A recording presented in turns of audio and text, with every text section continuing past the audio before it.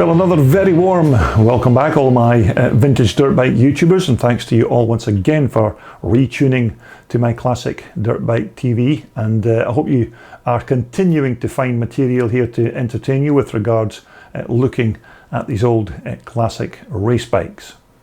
Now, coming up in the next week or two, I'll be heading to Terry Pickering's Museum of Classic Dirt Bikes in the south of the country. It's an 800-mile round trip for me to capture those bikes, so we're going to be taking another look around Terry's fantastic collection of old classic dirt bikes, and of course we will be posting many of them here on my YouTube channel soon after.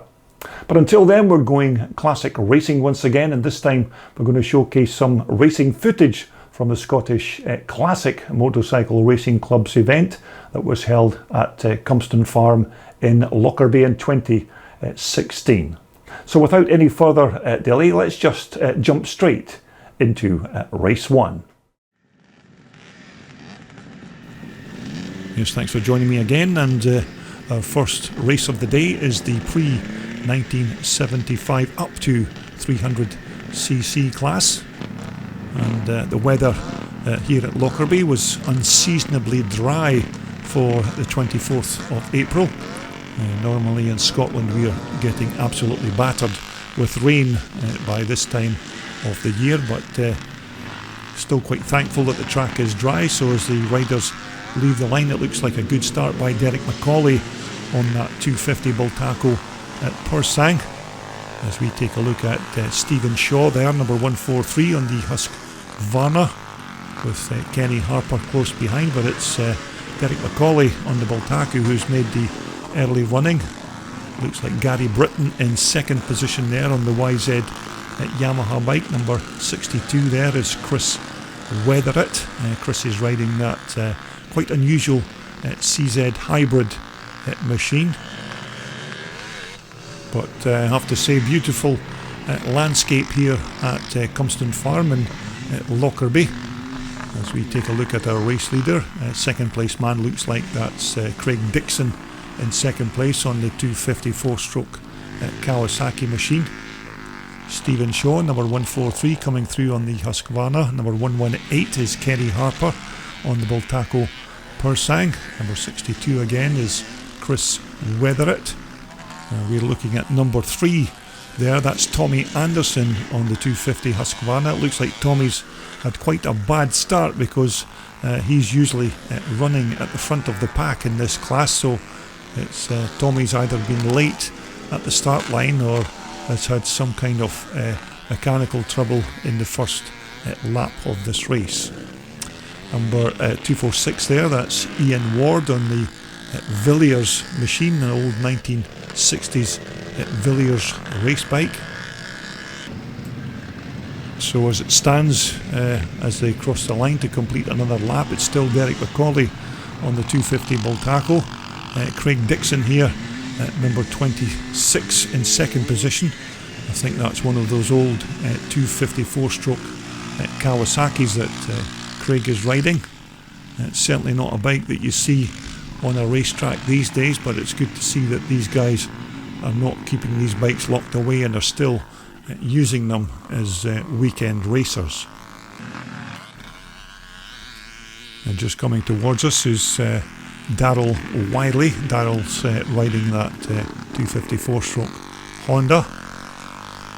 It looks like Tommy Anderson's beginning to make his way through the pack there, number 3 on that what I think is a 75 250 Husqvarna race bike. Very talented and very quick rider, Tommy, so I'm surprised that he's not riding at the front of the pack in this race, but he must have had some kind of trouble at the start. But it's still Derek McCauley, number 29 on the 250 Bultaco Pursang, who is your race leader. Derek's made a cracking start on that bike. It's still Craig Dixon, number 26 on the KX Kawasaki. As we take a look again at number 3, Tommy Anderson coming up to try and make a pass on Darryl Wiley's 4-stroke Honda 250 machine. Once again, quite quick races for these older vintage race bikes. I think this will just be 4 laps for these older bikes. Of course, the pre-1984 class, which is coming up soon, will have approximately 8 laps of this Lockerbie track. Number 143 is Stevie Shaw. Number 118 again is Kenny Harper on his immaculately turned out 250 Bull Taco Persang. A rider on an old, what looks like an old CZ race bike. I'm unable to identify that rider at the moment. And number 246 again is Ian Ward on that, I think that's a 1966 Villiers racer there, but Ian's put his own paint job on that particular bike. That's maybe why it's not as immediately recognisable. But here's your race leader, number 29, Derek Macaulay. Second is still Craig Dixon, number 26, on the 4-stroke Kawasaki 250 bike. And after a very bad start, it looks like Tommy Anderson is now up to 3rd position on his 250 Husk Varna. You can see Tommy's got a shift on, trying to catch those front 2 racers of Derek Macaulay and Craig Dixon. But it's a win for Derek Macaulay, number 29, and Craig Dixon is in 2nd position. Okay, next up it's time for the pre-1968 over 300cc class. Some of the older vintage bikes of this event, and it looks like Dougie Meeks made quite a good start there on the BSA Rickman Matisse. Ian Ridley in 2nd position. I think that's Ian Stainton in 3rd, who's just now moved up into 2nd position on the Faber BSA bike, but it's Dougie Meek, number 45, your race leader. 2nd is Ian Stainton, number 125. Ian Ridley, number 51, is in 3rd position. I think that's Peter Dobinson on the Rickman Triumph in 4th. And number 51 there is Ian Ridley, just making his way through. Number 73 there is Tom Forsyth on his BSA Victor, one of the committee members of the Scottish Classic Motorcycle Racing Club. As we look at number 100, that's Ian Robertson in the red top. But here's your race leader on lap 1, who has just now been passed by Ian Stainton, number 125 on the Faber BSA. So it's Ian Stainton, your race leader. 2nd is Dougie Meek. 3rd is number 41, Peter Dominson. Number 100 there is the late and great Ian Robertson, who we of course sadly lost in 2019, and it's quite unusual and a good feeling to see Ian back out on a racetrack in some of this archive footage. Now Ian's riding a bike that he put together himself. I think it's based around a 400 Husk Varna bike. As we take a look at number 41, that's Peter Dobinson on one of his lovely Triumph Rickmans. Number 164 is Stuart Riddle. Number 51 is Ian Ridley. Number 155 there is Helen Cahill, one of the lady riders of the club. And just making his way past is number 5, Gordon Watson. Both these riders, of course, riding almost identical and beautifully turned out BSA Victor machines. But as I mentioned, an unusually dry day here at Cumstone Farm in Lockerbie. Normally at this time of year we don't experience dry weather like this here in Scotland. It's usually monsoon rains by this time of the year, but thankfully we're not complaining that we've got some nice dry weather here at Lockerbie for this round 2 race event. So we're looking at Ian Robertson being challenged by Ian Stainton, number 125 on the Faber BSA. I think Ian now rides a CCM machine, so it looks like Ian likes his 4-stroke British built machine. So it's Ian Robertson there coming through in number 100 in the red, with Ian Stainton close behind. Of course, Lockerbie is more famous these days for that ill-fated Pan Am Flight 103 that crashed onto the town in, I think it was December 1988. And the actual cockpit from that plane was located just a couple of miles from this particular racetrack. So we're looking at Ian Robertson as he comes across the line on his 400 Husqvarna machine. Ian Stainton just close behind there. Looks like Ian Robertson is now the leader of this particular race. Dougie Meek, who took the lead early on in this race, has since retired and done a DNF, so looks like Ian could be the leader of this particular race. But we're looking at the battle between Stuart Riddle, number 164 on the twin port CZ machine, and Ian Ridley, number 51 on the BSA Victor. But this is a very nice bike, this number 164 bike of Stuart Riddle. It's a 1965 twin port machine. Not many of these bikes on racetracks these days, but Stuart absolutely loves his twin port CZ bikes. So as we look at Ian Robertson coming across the line to take the checkered flag, it's a win for number 100. That's Ian Robertson. Okay, the next class up on the line should be the pre-1975 over 300cc class. Looks like Ian Robertson on the left there is also going to take part in this race, just to keep his hand in and get a bit more practice on his Husqvarna. But as they leave the line, looks like a good start by Les Calderwood, number 50 there in the black on the Joe Maxwell CCM bike. So it's Les Calderwood, your race leader. Second is John Fleming. It looks like third position is number 14, that's Brian Hamilton. Steve McNally is in fourth place there on the quite rare KX400 Kawasaki bike. Another famous rider in there is number 57. That's the CCM legend, Mike Barnes. But as they come towards us, it's number 50, Les Calderwood, your race leader. Second is John Fleming. Third is Brian Hamilton. As we take a look at Mike Barnes there, number 57. Mike, of course, got the title as the Border Raider because he used to come from the south of the country up to Scotland and take valuable points off the Scots when he raced against them. And he got that nickname hung on him, the Border Raider. So it's number 50, Les Calderwood, who leads at number 10, John Fleming on that 1971 CZ.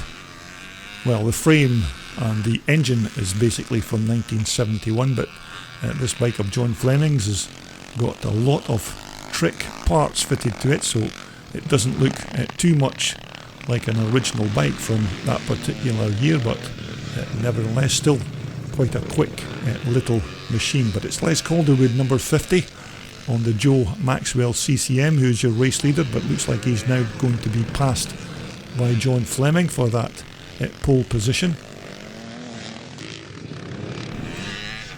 As we take a look at Steve McNally, Steve's riding that KX400 Kawasaki, another quite rare machine.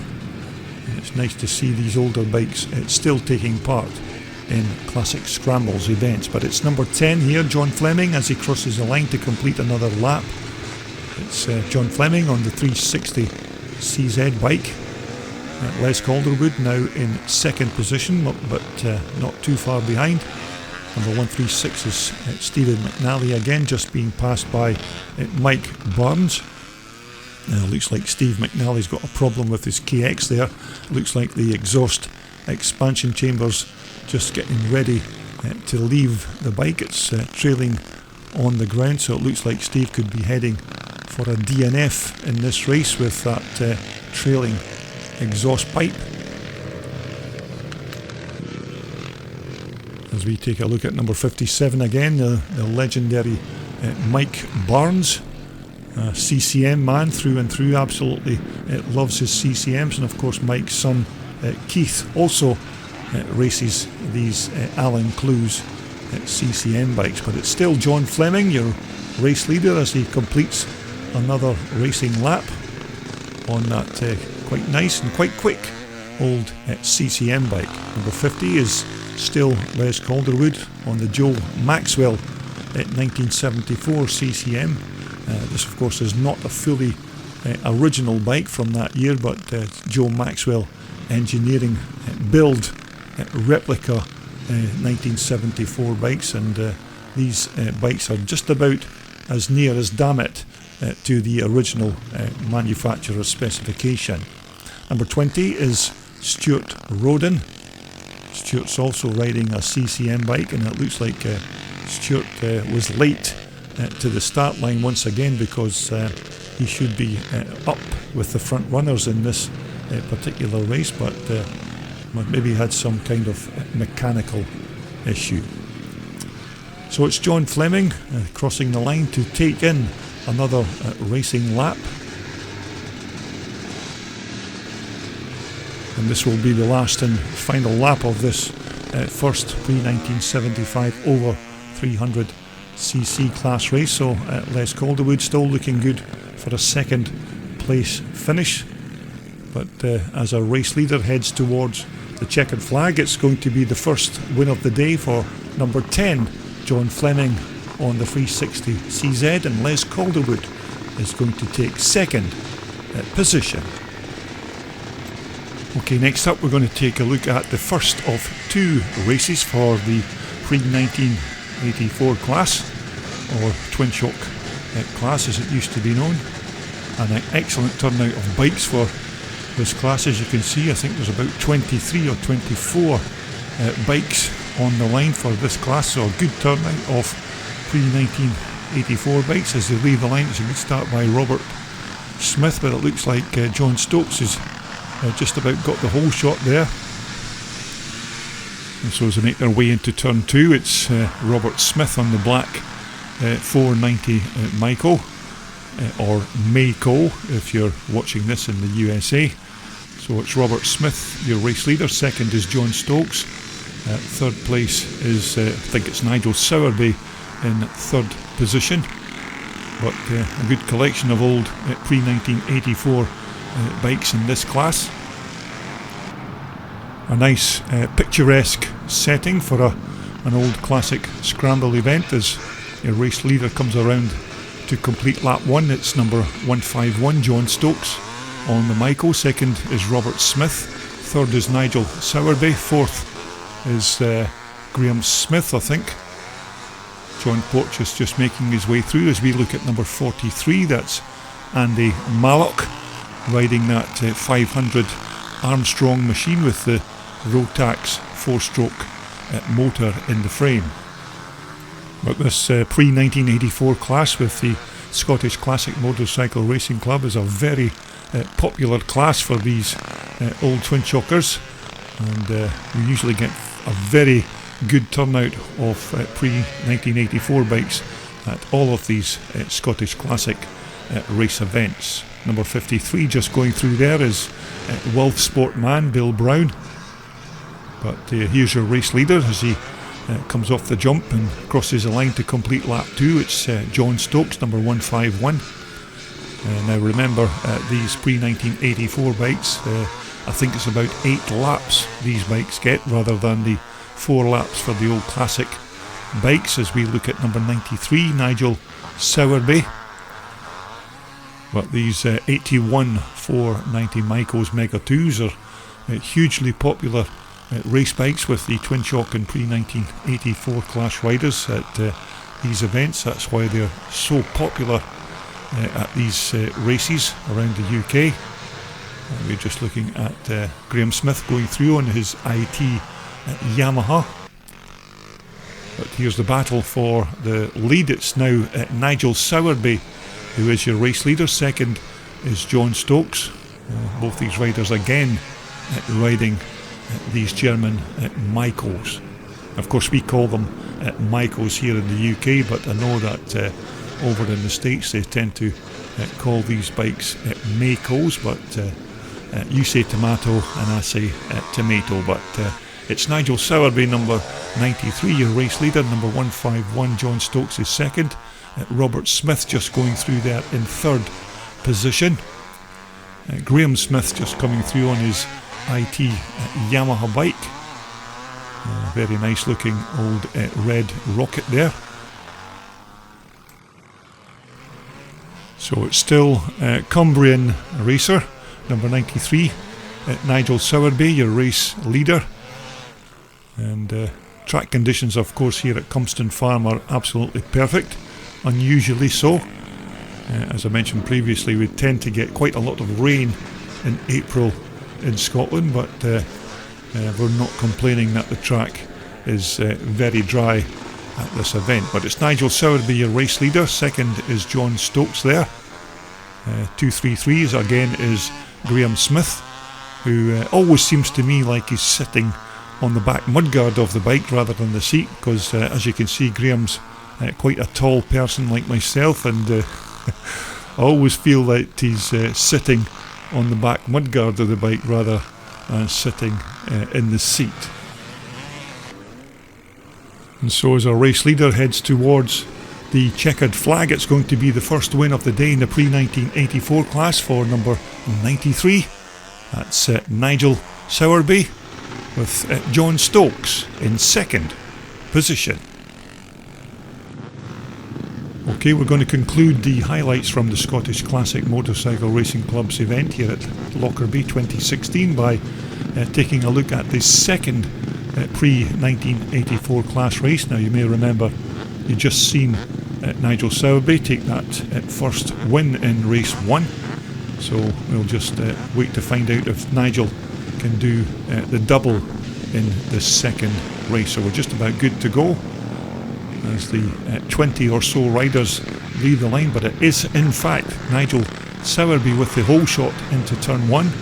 So it's another good start by Nigel Sowerby as the rest of the chasing pack make their way through. And number 53 again, Bill Brown of Wolfsport. Looks like Bill Porteous, number 52 there, is heading for a DNF on his YZ490 Yamaha, but as they come round to complete lap 1, it's still Nigel Sowerby, your race leader, number 93. It looks like Robert Smith is in second position. This is another good ride by Nigel. So it's Robert Smith there in second position. John Stokes is third. Andy Mallock is in fourth position on the 500 Rotax Armstrong. As we take a look at John Stokes, number 151. John riding his Maiko this time. John also has a 480 Honda twin shocker that he sometimes uses at these events. Number 100 again is Ian Robertson, back out this time on his YZ490 Yamaha. What an excellent field of riders for this pre-1984 class at race 2. Now looks like Robert Kennedy Jr. there has got some mechanical issues with his 560 CCM bike. But as our race leader crosses the line to complete lap 2, it's still number 93, Nigel Sowerby. Now it was Robert Smith who was in second position in the last lap round. And just assume that Robert is still in there in second position, but this has been another fantastic ride here by the Cumbrian racer, Nigel Sowerby. And it is indeed Robert Smith in second position, with John Stokes chasing Robert in third. Andy Mallock is still in fourth position. Number 100, Ian Robertson again just making his way through. And number 9 there, that's one of the other Smith brothers, whose first name escapes me at this moment. We're looking at number 334, that's Kevin Smith on his quite nice looking and quite rare 250 Maiko Spider. John Porteous there, number 35 on the 430 Husqvarna twin shocker. And we're looking at the battle for second position between Robert Smith on the black Myco there and John Stokes, number 151. It looks like John Stokes is trying to line up a pass on Robert Smith for that second place position, but Robert Smith of course also riding a very good race here. You may remember we did feature Robert Smith's black Myco 490 on my YouTube channel some time ago. An absolutely beautiful looking machine, all done up in black and gold. Just looking at Graham Smith going through there on his IT Yamaha bike.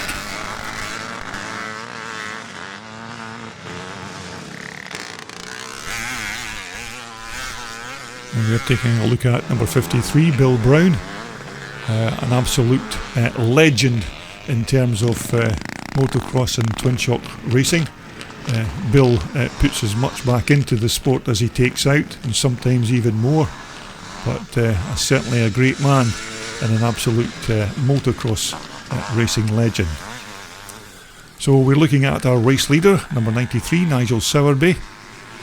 Robert Smith and John Stokes are still battling it out for that second and third place position, but it looks like John Stokes is going to go. Stokes has taken that position. Number 23 there is Maurice Wharton, another Cumbrian racer and pig farmer, and of course a very good friend of Wilf Sportman Bill Brown.